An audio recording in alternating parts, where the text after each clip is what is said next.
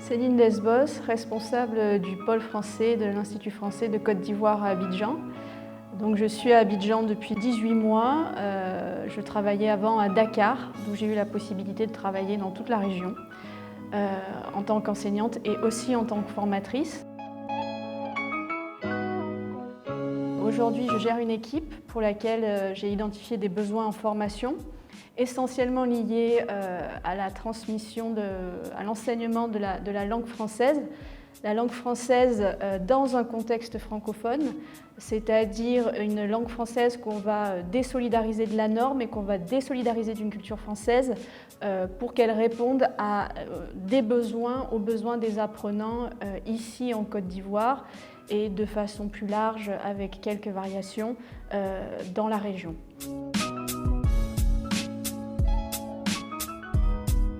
Le constat que je fais, le retour que je peux avoir sur les activités de formation dans la région, c'est qu'elles arrivent souvent de l'extérieur. On n'arrive pas à avoir suffisamment de ressources en local, ou en tout cas elles sont peu, pas ou mal identifiées.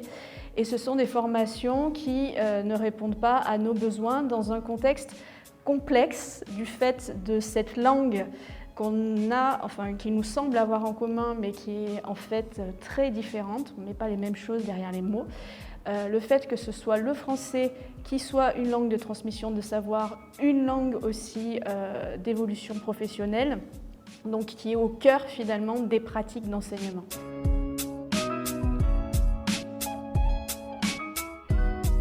Aujourd'hui, ce qu'il faut vraiment prendre en compte dans la région, ce sont les besoins, au-delà des attentes, les besoins des enseignants par rapport à leur formation initiale et donc intégrer de façon très concrète les prérequis, par rapport aussi à leur pratique de classe et enfin par rapport aux contraintes qui leur sont propres en termes d'effectifs, en termes d'hétérogénéité, en termes de techniques, de matériel technique à disposition, que ce soit au niveau des connexions, mais aussi du matériel de l'accès aux ordinateurs en tant que tel.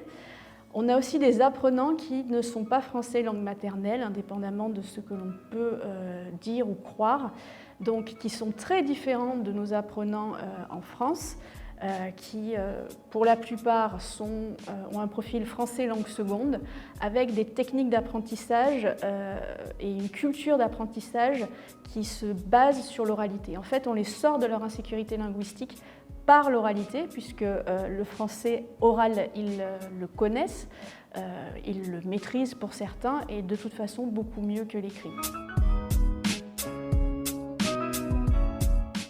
On est un réseau très fort au niveau des instituts français et des alliances françaises, mais disons que les initiatives de formation impulsées par Paris sont complètement en dehors de nos attentes, puisqu'on a cette spécificité francophone qu'on ne rencontre pas ailleurs. Enseigner le français à Buenos Aires, à Madrid ou à Londres, c'est un français langue étrangère avec des publics homogènes qui partagent une langue commune, des cultures communes. Donc c'est aux antipodes de ce que nous on voit au quotidien. Donc même dans notre propre réseau, on n'a pas cette réponse en contexte et on espère la trouver en nous ouvrant aussi à d'autres cultures d'enseignement parce que l'interculturel, ça passe aussi par l'ouverture à d'autres cultures d'enseignement, d'autres façons d'apprendre et voilà, au quotidien depuis Abidjan.